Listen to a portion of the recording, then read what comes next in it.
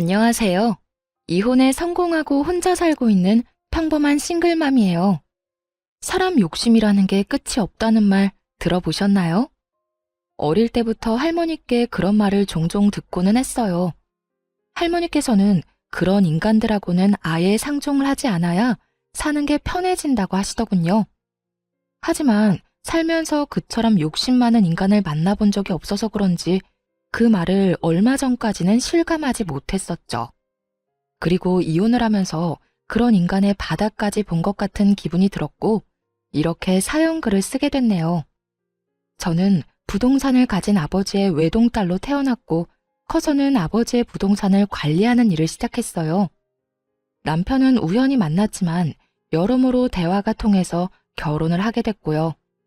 남편은 연애 시절엔 굉장히 잘해줬지만 결혼하면 남의 편이라는 말이 맞긴 하더군요. 모든 일에 자기 부모님을 최우선으로 두길 바라더라고요. 그 마음을 이해하지 못하는 건 아니에요. 사람 마음이야 다 비슷하잖아요. 아마 저도 마찬가지일 거고요. 그때와 같은 일이 벌어진다면 저 역시 저희 부모님을 최우선으로 두고 싶을 테니까요. 무슨 일이냐고요? 결혼 3년 차에 시부가 암에 걸리셨거든요. 이미 진행되고 있는 상황이었기에 솔직히 상태가 좋은 건 아니었어요. 모두가 침울해하고 있는 그때 시모가 그러더군요. 아가, 내가 너희 시아버지 돌보는 게 너무 힘들구나. 나도 몸이 성한 곳 없는 건 마찬가지고 집에서 내가 기댈 곳도 너뿐이다. 네가 시간 날 때 너희 시아버지 병간호 좀 해주면 안 되겠니? 별거 할 건 없어. 어차피 일은 간병인이 할 테지만 워낙 세상이 흉흉해 믿을 수 없으니 말벗 정도만 해주라는 거야. 솔직히 말하자면 정말로 거절하고 싶은 마음이었어요. 아픈 사람을 돌본 경험도 없는 제가 시부를 간병한다는 건 얼토당토 않은 일이라고 생각했거든요. 그렇지만 고민이 될 수밖에 없었던 이유는 아픈 사람이 그 누구도 아닌 시부였다는 점이었어요. 결혼 초에 며느리 사랑은 시아버지라는 말을 그대로 실천해준 분이 시부였거든요. 실수해도 너그럽게 넘어가 주시고 시댁 식구나 남편과 싸우면 저를 달래주는 사람은 시부뿐이었거든요. 고민은 짧았어요. 하기로 결심했죠. 그렇다고 시부를 온전히 혼자서 볼 수는 없다고도 생각했고요. 어머님, 제가 아버님 간병할게요. 그런데 저도 하나 제안할 게 있어요. 병간호를 한다고 했지만 저한테만 맡기지는 말아주세요. 아버님도 저만 보는 게 아니라 다른 가족들도 만나는 게 좋을 것이고 저도 일이 있을 때는 빠질 수 있어야 하는 일에도 지장이 없을 테니까요. 그 정도는 허락해 주실 거죠? 그렇구나. 일리 있는 말이야. 딸들이랑 아들도 돌아가며 아버지 병간호 하기로 하자. 다들 알아들었지?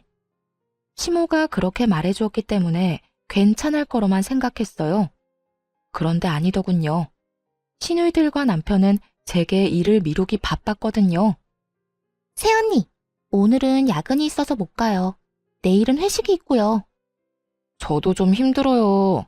이번에 소개팅 때문에 저도 결혼은 해야 하잖아요. 어리고 철없는 신우들이야 그렇다고 쳐요. 결혼도 안 한 아직 놀기 좋아하는 아이들이었으니까 이해 못할 것도 없었죠. 그런데 문제는 남편 놈도 정말 철없이 구는 것이었어요. 당신도 잘 알잖아, 나 일 많은 거. 이번 주는 도저히 시간이 안 돼. 접대도 하러 가야 하고. 그리고 솔직히 우리 가족 중에 당신이 하는 일 제일 편하잖아. 앉아있기만 해도 돈 들어는 관리인인데 내 생각도 좀 해줘. 가뜩이나 쉬는 날도 별로 없는데 그런 날까지 아버지 수발 들러 가야겠어? 이런 건 당신이 좀 해줘도 되잖아. 100번 양보해서 여기까지도 참을 수 있긴 했어요. 열은 받았지만요. 그러나 이해할 수 없는 시모의 행동은 마치 불난 집에 부채질을 하는 것 같았죠. 예, 나 오늘 모임 있다. 내 간병 차례인 거 알기는 하는데 저번부터 잡혀있던 약속이라 미룰 수가 없네. 그러니까 네가 나 대신 오늘 병간호 좀 하거라. 솔직히 별로 할 것도 없잖니? 그리고 시아버지가 아프면 며느리가 모시는 게 어떻게 보면 당연한 도리 아니니. 그러니까 너도 며느리 도리한다고 생각하고 시아버지 잘 모셔. 너도 우리랑 가족이 되고 싶잖아. 이번이 그 기회라고 생각하면 되지. 그런 말을 하며 제가 시부를 모시는 것을 정당화하려고 하더군요. 그렇게 장장 3년을 시부를 돌봤어요. 그 정도 기간이 제 한계였네요. 아무리 시부가 잘해줬다고 하지만 이제는 항암 치료뿐 아니라 치매 증상까지 나타났거든요. 그렇게 되니 더는 감당할 수 없겠더라고요. 그래서 가족들이 있는 곳에서 말했죠. 아버님, 이제 더는 못 모시겠어요. 저도 요즘 바빠서 시간 내기 힘들어요. 그리고 다들 저한테 맡기고 자기 스케줄 보러 가잖아요. 제가 여태 모신 만큼 당분간은 다른 분들이 아버님 모셔주세요. 당신은 어떻게 그런 소리를 아무렇지도 않게 해? 갑자기 당신이 이러면 우리는... 그리고 아버지가 당신 많이 의지하잖아. 나라고 기분이 좋겠어? 하지만 당신, 아버님이 어떤 상태인지 요즘 제대로 본 건 맞아? 치매 증상까지 있으셔. 아직은 경증이라 멀쩡하신 시간이 많지만 앞으로 얼마나 더 나빠지실지 알 수 없다고. 하긴, 당신은 나한테 맡겨놓고 골프 접대하러 다니느라 몰랐겠지. 뭐? 영업하면 그 정도 할 수도 있는 거지. 그걸로 이러는 거야? 당신이야말로 아버지를 위해 이 정도도 못해? 하고 싶으면 가족들이 하면 되잖아. 아버님 가족들.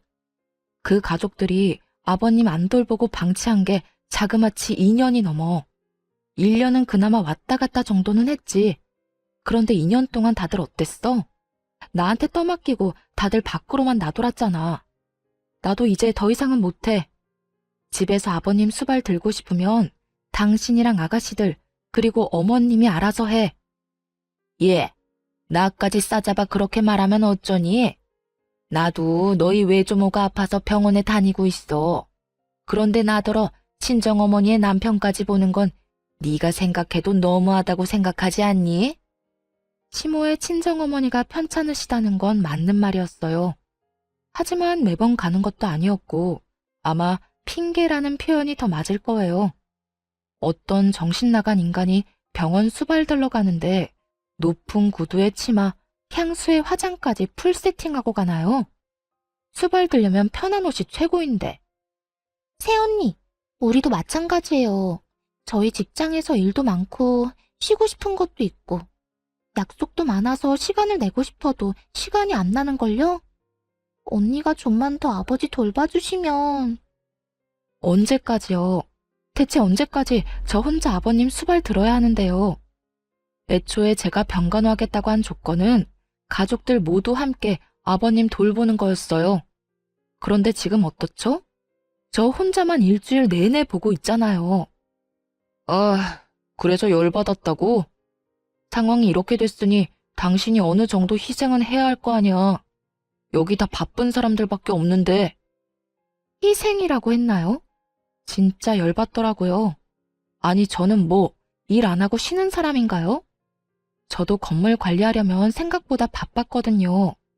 남편은 제가 앉아서 돈이나 받으면 끝인 관리인이라고 생각한 모양인데 그거야말로 틀린 생각이죠. 언젠가는 아버지 부동산을 다 물려받을 테고 그걸 관리하는 법을 아버지에게 배우면서 일하고 있는 것과도 같았거든요. 열받아서 욕이라도 하려다가 좋은 생각이 났어요. 시부 병수발 초창기에 시부가 해준 이야기가 있었거든요. 그걸 이용하면 이 시댁이 뒤집어지는 꼴을 제대로 볼 수 있겠다 싶었죠. 그래? 알았어. 그럼 내가 계속 아버님 수발 들게. 기회를 주려고 해도 제 발로 차버리는데 어쩔 수 없는 거 아니겠어? 이렇게 이야기하니 시모가 의아한 눈으로 제게 물었어요.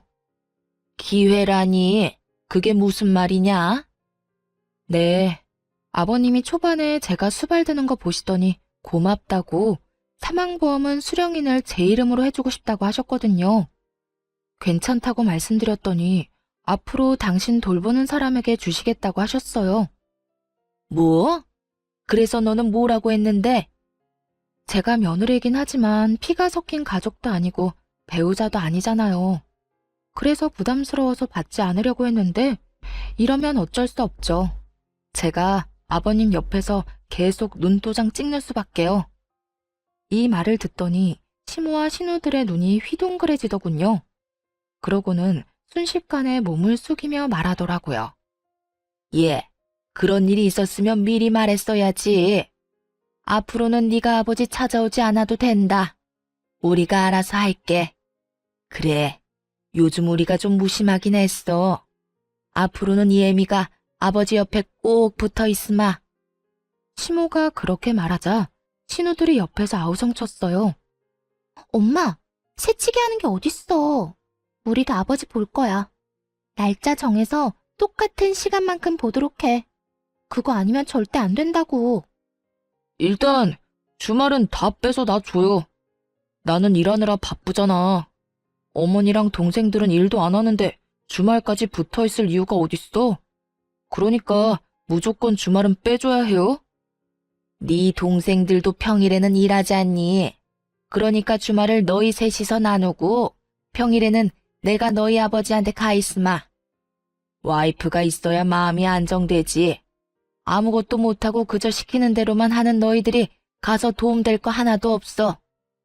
엄마가 아버지 독점하려고 하는 거죠? 그럼 일 마친 저녁 시간이라도 우리한테 줘요. 우리도 얼굴 도장 찍을 시간이 필요하다고요. 엄마 혼자서 다 차지하려고? 동생들 말이 맞아요.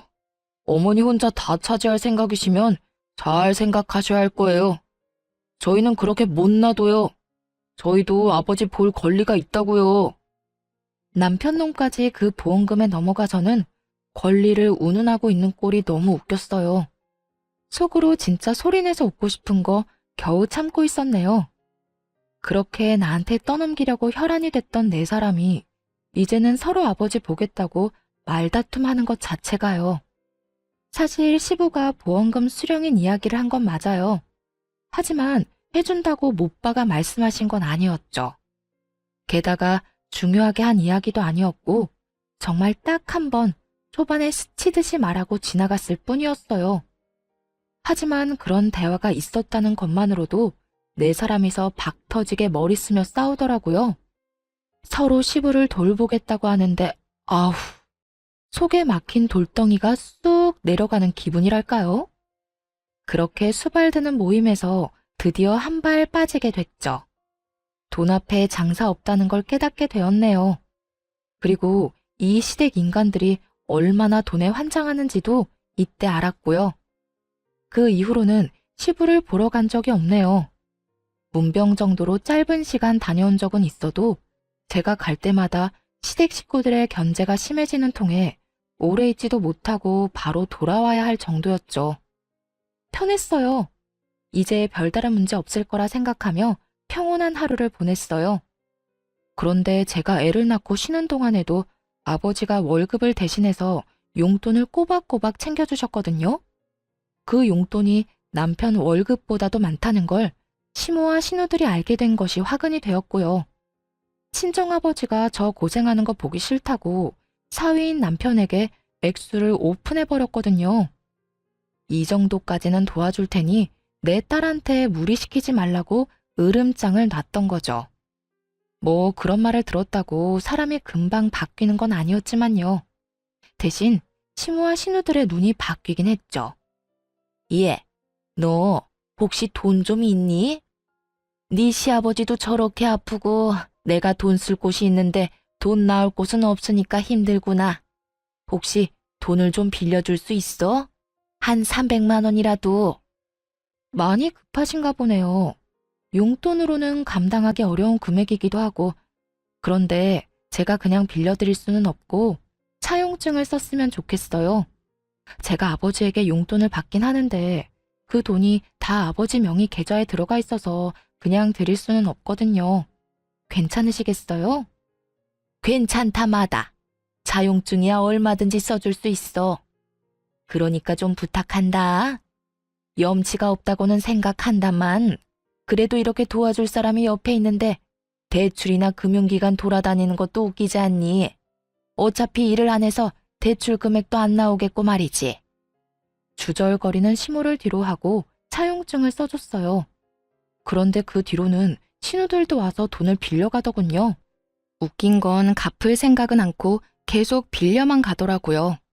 마치 ATM에서 돈 꺼내 가듯이 말이죠. 처음에는 별말 안 했어요. 차용증이라는 강력한 문서가 있었으니까요. 남편은 이걸 아는지 모르는지 별 생각이 없어 보였고요. 그렇게 시모와 신우 둘이 빌려간 금액이 2년 만에 1억 정도로 불어나더군요. 당시가 결혼한 지 6년쯤 됐을 때예요. 그 금액을 이 인간들이 어떻게 감당하려고 그러나 슬슬 걱정이 되기 시작할 무렵 친정엄마에게 안 좋은 소식이 들려왔어요. 뇌졸중으로 고생하며 재활에 전념하던 어머니에게 2차로 뇌경색이 발견된 거예요. 게다가 이번에는 반대쪽 뇌였기 때문에 결국 양쪽 다 제대로 못 쓰는 처지가 된 거죠. 재활 전문병원에 입원하셔서 한참을 치료받았지만 상태가 그리 호전되진 않았어요. 외로움 많이 타는 어머니를 병원에 홀로 있게 두는 것도 좀 그랬고, 그렇다고 아버지에게 어머니 병간호를 부탁하는 것도 어려운 일이었죠. 아버지도 당뇨를 포함해 여러 지병에 시달리고 있었으니까요. 무리를 하거나 스트레스를 받을수록 몸 상태가 더 안 좋아지셨거든요. 결국 이번에는 친정어머니 병간호를 하기 시작했어요. 집에서 모시는 건 아니었고 병원에 가서 보는 거였으니 그나마 마음은 좀 편했죠. 그런데 남편 놈이 어이없는 딴지를 걸더군요. 나 당분간 우리 친정엄마 병간호 때문에 병원으로 출퇴근할 예정이야. 집에 없으면 병원 가 있는 줄 알고 있으면 돼. 장모님 병원에 입원하셨잖아. 근데 너까지 꼭 병간호하러 가야 해? 간병인도 있다며. 간병인이랑 엄마 둘만 두는 거 내가 싫어. 우리 엄마 외로움을 얼마나 많이 타는데. 지금 엄청 심적으로 힘드실 거라 옆에서 위로해드리고 싶어서 그래. 그래서 지금 친정어머니 모시느라 애들이며 나며 다 내팽겨치겠다고? 당신 이렇게 이기적인 사람이었어? 나도 지금 바쁜 사람이야. 진급을 눈앞에 두고 얼마나 중요한 시점인데 네가 이러면 나는, 애들은. 여태 내가 다 케어했잖아. 그러면 당신도 좀 양보라는 걸 해. 언제까지 나한테 다 의존할 건데? 그렇게 싸웠음에도 결론은 나지 않았어요. 아니, 제게는 이미 친정엄마를 병간호해야 한다는 확고한 결론이 있었고 남편 놈에게는 저를 절대 못 보내준다는 확고함이 있었으니 이야기는 평행선만 달리고 있었죠. 그리고 며칠 뒤 시모가 연락이 와서는 헛소리를 짓거리더군요.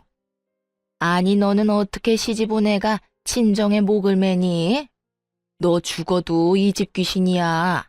네가 여기 시집 왔다는 건 그런 뜻이라고. 그리고 나도 요즘에 네 시아버지 수발 드느라 얼마나 힘든 줄 아니? 어깨도 허리도 빠져나갈 만큼 아파 죽을 것 같아 얘. 아니, 수발 드느라 안 힘든 사람이 어디 있어요. 저도 다 해봐서 알고 있어요. 그걸로 생색내시면 안 되죠. 아니 얘, 너희 어머니는 중병이라며. 그러면 전문가한테 맡겨놓으면 될 일이지 왜 너까지 나서서 이래? 너 친정엄마 수발 들러 갈 거면 내 수발이나 들어. 시어머니가 힘들어 죽겠는데 어딜 간단 말이니? 어머님, 내로남불이 무슨 뜻인지 아시죠? 내가 하면 로맨스, 남이 하면 불륜. 어머님이 뭐라고 하시면서 저한테 아버님 병수발 들라고 하셨는지 기억 안 나세요? 어머님 친정어머니께서 아프셔서 아버님 못 모신다면서요. 왜요? 어머님은 친정에 그렇게 다니셔도 되고 저는 안 돼요? 왜죠? 왜 우리 엄마는 제가 병간호하면 안 된다는 거죠? 그렇게 말하니 시모도 말문이 턱 막힌 모양이었어요. 하지만 아마 시모는 친정엄마 수발 같은 거 든 적도 없었을 거예요. 대신 놀러나 다녔겠죠. 그렇지만 수발 든다는 이유를 대고는 놀러 다녔으니 반박할 말도 없었을 거고요. 야, 너 우리 엄마한테 이게 뭐 하는 짓이야? 우리 엄마한테 따지는 거야 지금? 와, 너 진짜 웃긴다. 아버지 아파서 다들 아버지 모시느라 힘든데 어떻게 너 혼자 이렇게 태어내? 너는 왜 이렇게 이기적이야? 너도 우리 가족이라고. 우리 결혼한 거잖아. 그러니까 그러면 너도 내 가족이지. 우리 부모님 아파서 저러고 있는데 나한테 병간호도 못 가게 하는 게 남편이야? 그러는 네가 사위냐고. 웃기지도 않아? 보험금 탐나서 거기 붙은 인간들이 이제는 나 아버님 얼굴도 못 보게 하는데 태어나지 않을 건 또 뭔데? 뭐? 너 지금 말 다 했어? 넷이서 알아서 잘 모시고 있잖아. 나한테는 기회 줄 생각도 없으면서. 그리고 아버님 돌볼 정도로 건강한 어머님한테 내 수발이 필요하다고 생각해? 두 손 두 발 못 쓰는 우리 엄마는 왜 내 병간호조차 못 받게 하냐고 왜? 내가 친정엄마한테 간다니 그건 싫으니? 싫다는 게 아니잖아. 굳이 네가 장모님을 모실 필요가 있느냐는 거지. 왜? 아버님 수발에 육아 집안일까지 다 네 거 될까봐 걱정이야? 차라리 그런 이야기를 했으면 가사도우미라도 붙여두겠다고 했을 텐데. 너 노선 진짜 잘못 잡았어. 나 묶어두려는 모양인데 그거 완전 꽝이라고. 이기적인 인간? 그거 너 이야기 아니야? 한바탕 화를 내고는 시댁에서 혼자 나왔어요. 있어봐야 좋은 소리 들을 것도 없고 열만 받았을 테죠. 그리고 저 인간들은 지금 자기들이 뭘 잘못하고 있는지도 몰랐어요. 제가 성격도 모르고 있었고요. 저는요, 한 번 아니다 싶으면 영원히 아닌 사람이거든요. 인내심이 많은 것은 착해서가 아니라 한 번 결정하면 인연을 확 끝내버리기 때문에 기회를 여러 번 주는 것이라는 걸 저것들이 모르고 있었다는 거죠. 그래서 이참에 끝을 내주기로 했어요. 그 길로 친정엄마가 입원한 병원으로 갔고 외박계를 신청했죠. 이미 급성기는 지나셔서 외출 정도는 가능한 상태였지만 혹시나 모르니 능력 있는 간병인까지 한 명 고용해서 집으로 모셨어요. 그리고 안방에 친정엄마를 모시고 방에 있던 남편 물건은 모조리 작은 방으로 다 던져버렸네요. 저녁에 남편이 집에 오더니 그 상황을 보고 경악을 금치 못하더군요. 그러면서 저를 작은 방으로 끌고 오더니 문을 닫고 한바탕 소리를 질러댔어요. 당신 설마 장모님 여기까지 모셔온 거야? 도대체 무슨 생각인데 왜 이렇게까지 해? 병원 가지 말라고 한 게 그렇게 화날 일이었어? 그래서 나 보란 듯이 이런 짓 한 거야? 내 집에 내 어머니 모시는데 당신이 왜 난리야? 그리고 우리 엄마면 네 엄마도 되는 거 아니야? 언제는 가족이 되는 게 그런 거라며. 그런 이유로 나한테 아버님 수발 들도록 맡겨놓고 이제 와서 우리 엄마는 안 된다? 걱정 마. 너한테 병간호하라고 안 할 테니까. 하더라도 내가 해. 그런 문제가 아니잖아. 어머님이 여기 와 있으면 내가 불편해. 내가 편하게 쉴 수가 없다고. 당신 진짜 나 화내는 거 보려고 이러는 거야? 내가 당신한테 화 좀 냈다고? 이거 보복성이지? 보기 싫으면 네가 나가면 되지. 나 안 나가. 당신이 나가서 살던 뭐라던. 그러니까 나는 내 할 일 하고 당신은 당신 할 일 하면 되는 간단한 상황이라는 거지. 와, 내가 이 집 주인인데 왜 내가 나가는 건데? 나는 못 나가. 만약 나 쫓아내면 우리 이혼하는 거야? 나 이런 식으로는 못 산다고. 당신 돈 많다고 눈에 뵈는 게 없나 본데 이건 분명히 당신한테 유책 사유가 있는 거거든? 유책 사유? 웃기고 있네. 야, 네가 한 짓을 생각해봐. 네가 한 짓이 내가 한 짓보다 더하면 더했지 덜하진 않을걸? 그래, 너 맘대로 해. 이혼을 하자면 하고. 근데 미리 말하는데 난 이혼함과 동시에 모든 걸 원상태로 돌릴 거야. 그거 잘 알고 하라고. 무슨 뜻인지 제대로 이해를 한 건지는 모르겠지만 그렇다고 더 자세히 가르쳐줄 생각도 없었어요. 자기가 알아서 하겠죠.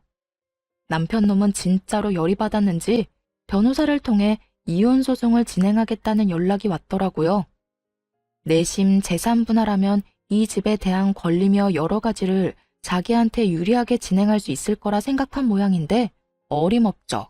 저도 그냥 당하고만 있을 사람은 아니었거든요.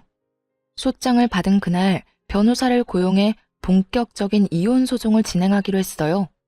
그리고 그날 저녁 집으로 들어온 남편에게 말했죠. 오늘 짐 싸서 나가. 미쳤어? 여기 내 집이야. 내가 이 집 살 때 5천만 원 낸 건 기억도 안 나나 봐. 집값에 비해 워낙 작은 금액이라 기억도 안 났지만 웃으며 말했죠. 그거? 그 5천만 원 가지고 지금 집에 대한 소유권을 주장하려는 거야? 근데 어쩌나? 내가 그렇게 인정해주고 싶어도 일단 계산이 끝나지 않으면 인정해줄 수가 없거든. 그 말과 동시에 시모와 신우가 빌려간 돈에 대한 차용증을 남편 앞에 뿌려줬어요. 바닥에 떨어지는 서류들을 보며 남편 놈은 처음에는 이게 뭔가 하고 쳐다보더군요. 그리고 이내 그것이 차용증이라는 걸 알아보더라고요. 그리고 그 돈을 빌린 사람이 자신의 어머니와 두 동생들이라는 것도 알게 됐죠. 그거 당신 어머님이랑 당신 동생들이 나한테 빌린 돈이야. 아니, 따지면 우리 아버지 통장에서 빌려간 돈이지. 금액 다 합쳐보면 1억 넘으니까 이 돈 지금 당장 상환할 거 아니면 지금 이 집에서 나가야 할 건 너야. 그게 무슨 말이야? 난 이 집에서 못 나가. 아니, 안 나가. 내가 이 집 살 때 5천만 원 분명히 해왔다고. 그만큼은 나도 이 집에 있을 권리가 있지. 네가 뭔데 나가라 말아야? 그리고 이건 내가 빌린 게 아니라 우리 가족들이 빌린 거잖아. 내가 그걸 갚아야 될 이유가 있어? 당연히 있지. 이거 받아갈 때 계좌가 네 명의 계좌였거든? 어머님이 쓰시는 계좌. 그리고 이거 기한이 언제까지인지는 알아? 우리가 혹시라도 갈라서거나 이혼하게 될 경우에는 즉시 상환이라고 적혀 있어. 너와 내 결혼이 이 차용증에선 가장 중요한 거라고. 뭐? 그게 지금 무슨... 너 그것까지 생각하고 빌려준 거야? 와, 너 진짜 무서운 애다. 어떻게 사람이 그렇게 계산적이니? 그건 너겠지. 지금 자기소개해? 하긴, 너야 너희 집이 망하든 말든 뭔 상관이겠어? 넌 너만 잘 살면 되지? 어머님이나 동생들이 1억 못 갚아서 집이라도 팔면 참 좋겠다. 그런데 그렇게 되면 너한테 같이 살자고 하지 않을까? 뭐? 너 진짜 그렇게까지 해야겠어? 그렇게까지 해서 돈 받아낼 생각인 거야? 당연한 거 아니야? 이혼하면 나 그 돈 다 회수할 건데. 만약 못 돌려줄 거면 이 집이라도 나한테 줘야 원금이라도 줄 거 아니야. 아니면 이 집에 대한 5천만 원 주장하고 1억을 다 갚으려고? 난 뭐 그것도 괜찮아. 1억이 어디서 나오느냐가 너한테 문제지 나한테 문제겠어? 남편 놈은 얼굴이 시뻘개져서는 이게 도대체 무슨 말이냐며 난리를 치더군요. 남편 놈이 화를 내거나 말거나 짜증을 내거나 말거나 남편 짐부터 다 꺼냈어요. 그리고 거실에 차곡차곡, 아니 내팽개쳤죠. 남편은 그런 건 관심도 없는지 차용증부터 확인하더군요. 그게 진짜인지 확인하고 싶었던 모양이에요. 아니 그런데 설마 가짜를 들이밀었겠어요? 물론 원본이 아니라 사본이긴 했죠. 원본을 보여줬다가 무슨 일이 일어날 줄 모르니까요. 남편 놈은 거기에 찍힌 시모와 신우의 도장, 그리고 사인까지 확인한 뒤에야 정말로 당황하기 시작하더군요. 그러더니 황급히 주머니를 뒤져 시모에게 전화를 걸더라고요. 엄마 왜 우리 와이프한테 돈을 빌렸어? 그것도 다 합쳐보니까 1억이나 되잖아. 1억? 무슨 소리니? 나는 그만큼 많이 안 빌렸어. 내가 빌린 건 한 3천만 원인가 4천만 원인가 그 정도밖에 안 되는데 무슨 1억이니? 엄마뿐만이 아니라 동생들도 와이프한테 돈을 빌렸던데 세 사람이 우리 와이프한테 빌린 돈이 자그마치 1억이야 1억. 이 돈 어떻게 할 거야? 어떻게 하긴 뭘 어떻게 해? 야, 며느리 돈이 네 돈이야. 그래서 빌린 거지. 너희가 이혼 안 하고 잘 살기만 하면 안 갚아도 되는 돈이잖아. 나 죽으면 내가 사는 집으로 대신해서 갚든지. 어차피 이거 다 너한테 유산으로 내려갈 거잖니. 엄마는 그렇게 어렵게 생각 안 해. 왜? 네 마누라가 그 돈 갚으래? 아 진짜 엄마는 내 인생에 도움이 하나도 안 돼. 그렇게 돈을 빌리면 어떡하냐고. 동생들도 마찬가지야. 엄마가 돈 빌리니까 동생들도 돈 빌렸겠지. 그럴 땐 엄마가 따끔하게 얘기해야 되는 거 아니야? 왜 남의 돈을 자기 돈처럼 빌렸어? 왜 나한테 화를 내고 난리니? 아니, 무슨 일인데? 무슨 일 때문에 지금 그거 가지고 전화해서 엄마한테 이러는 건데? 나 지금 집 뺏기게 생겼어. 나 이 집 5천만 원이나 주고 그나마 지분을 가지고 있었는데 그거 다 뺏기게 생겼다고. 지금 빈털터리로 쫓겨나게 생겼어. 아니, 빚만 5천만 원 생긴 거라고. 아니, 네가 왜 쫓겨나? 너 며느리랑 싸웠니? 그래서 그래? 그것 때문에 며느리가 너 보고 집 나가래? 내가 이혼하자고 했어. 장모님 모시고 집에서 산다는데 난 그거 싫다고 장모님 데리고 오면 집 나가겠다고 했지. 그리고 이혼할 거라고도 얘기했고. 근데 와이프가 정말로 장모님을 모시고 왔더라고. 그래서 내가 이혼 전문 변호사 사서 소장 보냈거든. 아니 뭐? 그래서 지금 이혼을 한다고? 아, 몰라. 나더러 빈털터리로 이 집에서 나가야 된다고 하면서 차용증을 들이밀잖아. 도대체 엄마랑 동생들은 사고를 얼마나 친 거야? 나 몰래 돈을 왜 이렇게 빌렸냐고. 지금 당장 돈 모아서 1억 갖고 와. 나는 그거 내고 이 집에 대한 소유권 주장해야 되겠어. 재산 분할도 하고 내 돈은 받아야 될 거 아니야. 예, 갑자기 그런 큰 돈이 어디서 생겨? 이 한밤중에. 엄마가 1억이 있었으면 돈을 빌렸겠니?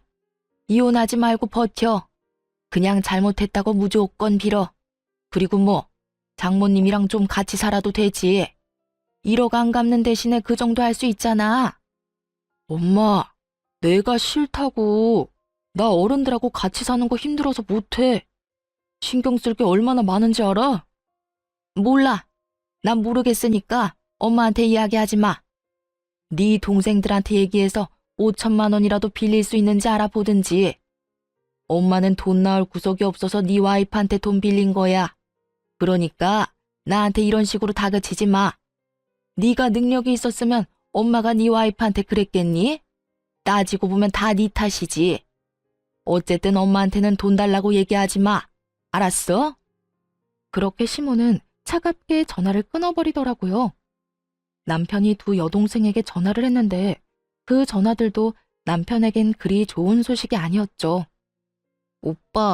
오빠는 도대체 무슨 일을 그런 식으로 해? 세연이한테 무조건 잘못했다고 빌어. 알았어? 나 그 돈 솔직히 말해서 갚을 생각 없이 빌린 거란 말이야. 세연이가 워낙 돈이 많잖아. 그래서 빌린 건데 오빠야말로 이렇게 사고를 치면 어떡해? 야, 넌 나한테 할 말이 그거밖에 없어? 넌 뭔데 내 와이프한테 돈을 왜 빌린 건데? 당장 돈 다 갖고 와. 너 가지고 있는 거 다 팔아서라도 가지고 오라고. 네가 가지고 있는 명품들. 미쳤어? 그건 내 목숨이나 똑같아. 무조건 세연이한테 빌기나 해. 빈털터리로 이혼당하지 말고. 그리고 오빠 이혼해도 나 그 돈 못 줘. 오빠가 다 갚아야 한다고. 너 미쳤구나. 네가 빌린 돈을 내가 왜 갚아? 네가 갚아야지. 거기에 다 적혀 있어. 내가 못 갚으면 오빠가 갚아줄 거라고. 그건 무효야. 내가 차용증 쓰는 자리에도 없었는데 왜 내 이름을 팔아? 몰라. 법적인 건 모르겠고 그렇게 됐으니까 오빠가 알아서 하라고. 그렇게 전화를 끊고서야 남편 놈은 약간 제정신이 돌아왔나 보더라고요. 화가 나서 이혼 소장을 보낼 때랑은 딴판인 얼굴로 그러더군요. 여보, 미안해. 내가 말이 좀 심했던 것 같아. 사실 그렇지. 우리 아버지도 모시라고 했는데 당신 어머니 못 모시게 하는 것도 말 안 되는 일이긴 하지. 내가 요새 너무 스트레스 많이 받아서 잠깐 돌았었나 봐. 내가 왜 그런 짓을 했는지 모르겠네. 변호사한테 얘기해서 소송 진행하는 거 없던 일로 할 테니까 당신도 이 정도쯤에서 나 용서해주고. 나는 용서할 생각 없으니까 당장 짐 싸서 나가. 우리 엄마 모셔야 되니까 나가라고. 나랑 우리 엄마 정신 사납게 해놓고 그냥 넘어갈 생각은 아니지? 나는 한번 피를 보면 끝장을 보는 사람이야. 네가 먼저 시작한 거고 난 끝장을 봐야겠어. 걱정하지 말고 나가. 돈은 내가 어떻게든 다 받아낼 테니까. 여보, 제발 부탁이야. 나 이렇게 나가면 갈 곳도 없어. 그리고 갚을 돈도 없다고. 1억을 도대체 무슨 수로 갚아? 그건 나한테 할 말이 아니지. 당신 어머니랑 당신 동생하고 상의해야 되는 일 아니야? 아니면 내가 5천 떼줄까? 대신 이 집에 대한 건 미련 버리고 깔끔하게 1억 갚으면 되지. 의미가 없잖아. 아, 그냥 용서해주면 안 돼? 내가 그냥 잠깐 정신 나갔다고 생각하고 앞으로 당신한테 바짝 엎드려서 살게. 이렇게 빌게, 제발. 빌 거 없고 그냥 나가기만 하면 돼. 이혼 서류 다시 보냈을 때 확인했고 우리도 차용증 관련해서는 증거자료 소명할 테니까 그렇게 알아. 그리고 네가 왜 갈 데가 없어? 너 시댁 가면 되잖아. 어머님이랑 아버님이랑 두 동생들 있는 시댁 가서 잘 살면 되지. 아, 아니면 그 집 담보로 대출이라도 당기면 되겠네. 그걸로 1억 갚고 나면 너도 이 집 소유에 대해서 주장할 수 있지 않겠어? 그렇게 말은 했지만 솔직히 그대로 될 거라는 생각은 안 했어요. 시모가 돈이 없다고 절 찾아왔을 때 다른 곳에 연락을 안 해보고 왔을 리가 없잖아요. 분명히 은행이며 대출이며 다 알아보고 왔을 거예요. 시부가 지금 병상에 있으니 시가에 대한 권한을 가지고 있는 건 와이프인 시모였죠. 시부가 참 마음이 착한 사람이거든요. 말년에 그 집에 시모 이름을 넣어 공동 명의로 해줬다고 하더라고요. 그랬으니 분명 자기 지분에 대한 담보대출에 대해서 최소한 물어는 봤을 가능성이 컸죠. 여보, 진짜 이럴 거야? 우리 같이 산 세월이 있는데 한 번 실수한 거 가지고 이러는 건 아니잖아. 한 번 실수? 너 한 번만 실수한 거 아니거든? 나한테 여러 번 실수했어. 그간 내가 참아준 거고. 내가 왜 참아줬는 줄 알아? 난 한 번 아니라고 생각하는 건 끝장을 봐야 속이 시원한 사람이거든. 그래서 끝까지 참아준 거야. 아니 여보, 내가 정말 미안하다니까. 시끄럽고 너랑 나는 여기까지가 끝인 거야. 당장 시댁으로 돌아가. 짐은 내가 알아서 다 챙겨줄게. 그러니까 걱정 말고 나가. 결국 남편 놈은 어깨를 축 늘어뜨리고 시댁으로 돌아갔죠. 돌아가는 내내 아마 자기 머리 쥐어 뜯었을 거예요. 섣부르게 이혼소장 날린 거 후회하면서. 하지만 뭐가 달라지겠어요? 지가 이혼소장 안 날렸어도 제가 날렸을 건데요. 그리고 진짜 대환장 파티는 그 다음날 벌어졌죠. 시모와 신우 남편 놈이 모두 찾아와 이런 법이 어딨냐며 난리를 쳤거든요. 얘, 너 이렇게 사람한테 유예기간도 안 주고 이러는 거 아니다. 이런 일이 있으면 미리 얘기를 하고 우리가 대비를 할 수 있도록 했어야지. 어떻게 이렇게 이혼 통보를 하루아침에 할 수가 있어? 이혼은 남편이 먼저 하자고 한 거예요. 제가 먼저 하자고 한 적 없고 저는 남편이 이혼 변호사 사서 보냈길래 저도 오케이 하고 이혼하기로 결정한 거고요. 제가 통보를 안 한 게 아니라 남편이 어머님한테 얘기를 안 한 거겠죠. 시모는 좌불안석 내내 초조해하는 남편을 째려보더군요. 그러면서 제게 말했어요. 예, 결혼이라는 게 그렇게 쉬운 게 아니고 이혼이라는 것도 그렇게 쉬운 게 아니야. 어렵게 맺어진 인연 어떻게든 보듬고 양보하고 서로 함께 걸어가며 살아야 하는 거지. 이렇게 화난다고 막 이혼하고 그러는 거 아니다. 너도 다시 한번 생각해봐라, 응?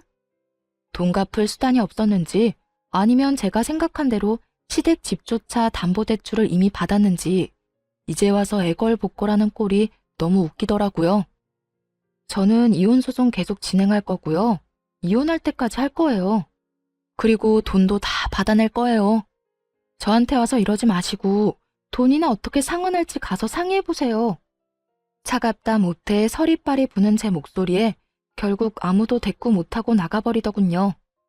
제가 며느리로서 가족이 되려고 노력했을 때는 자기들이 떵떵거리며 저한테 큰 소리 칠 수 있었겠지만 이제 이혼을 눈앞에 두고 있으니 저한테 그 사람들은 그냥 돈 빌려간 사람일 뿐이잖아요. 그 사람들한테는 내가 돈을 빌려준 사람이고요. 그러니 이렇게 저자세로 나오는 것도 당연한 일이었죠.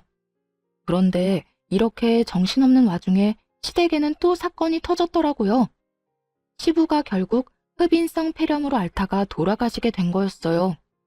그간 치매까지 중증으로 진행돼서 굉장히 힘든 상황이었는데 시부가 돌아가셨다니 슬프긴 하더라고요. 게다가 시부는 돌아가실 때까지 워낙 아프셔서 평생 모으신 돈을 치료비로 끌어다 쓰신 걸로 알아요.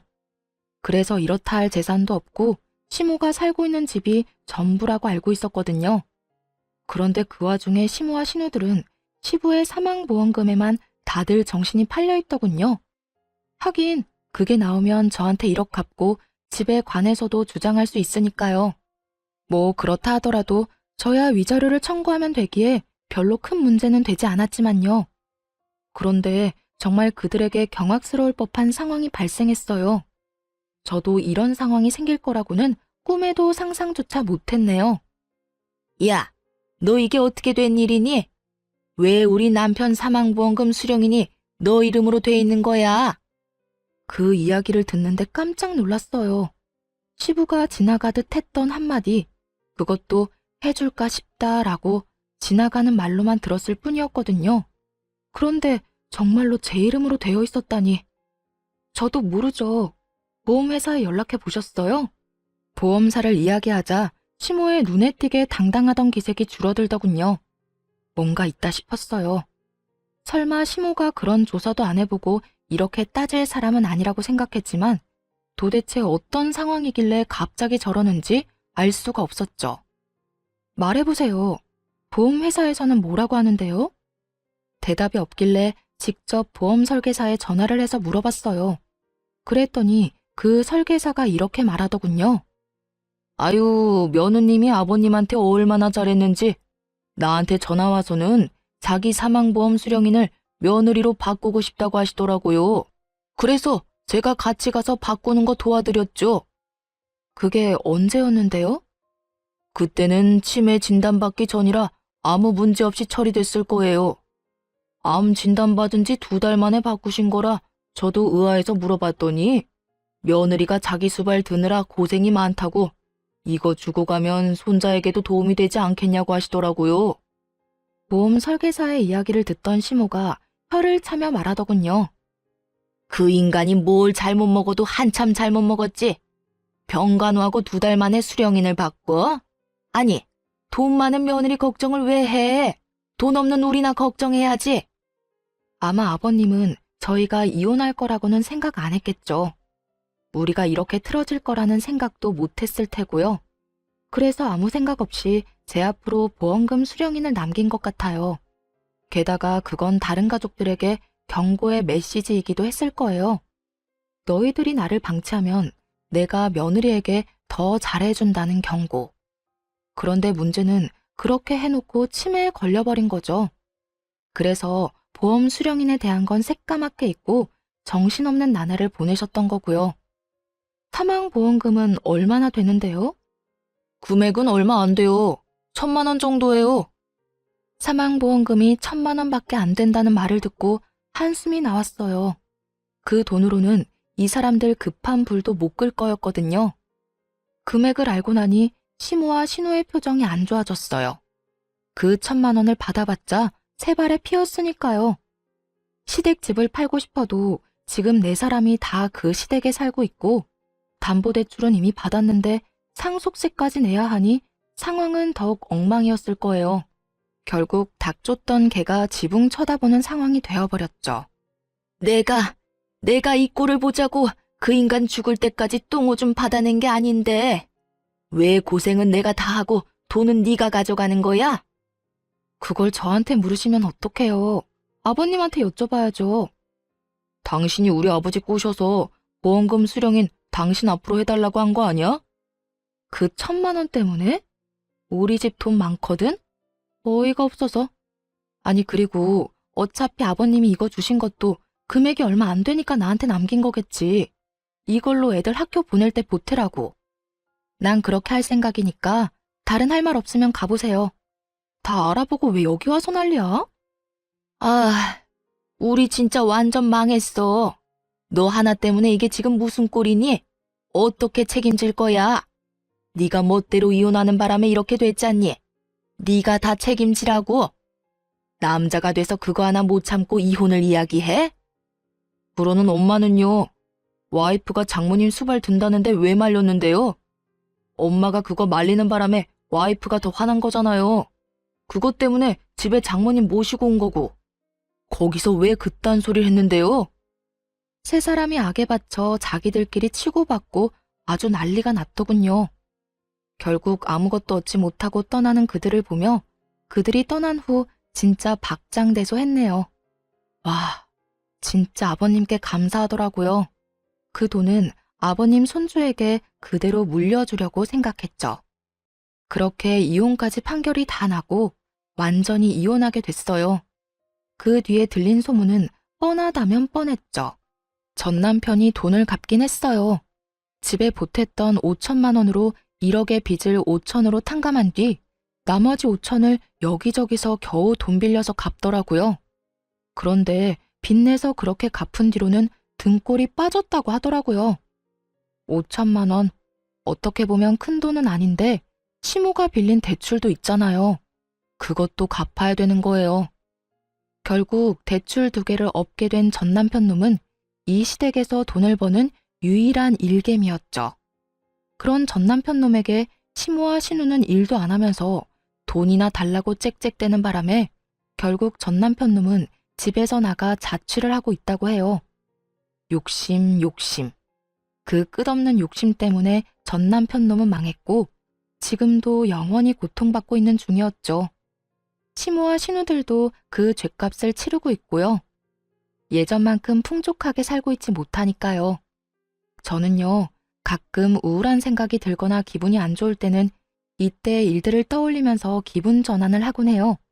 정말 뒤통수를 제대로 친 기분이라 속이 시원했으니까요. 게다가 재미도 있었고요. 어떠셨나요? 여러분에게도 재미있는 이야기가 됐으면 좋겠네요. 모두들 행복한 시간 보내세요.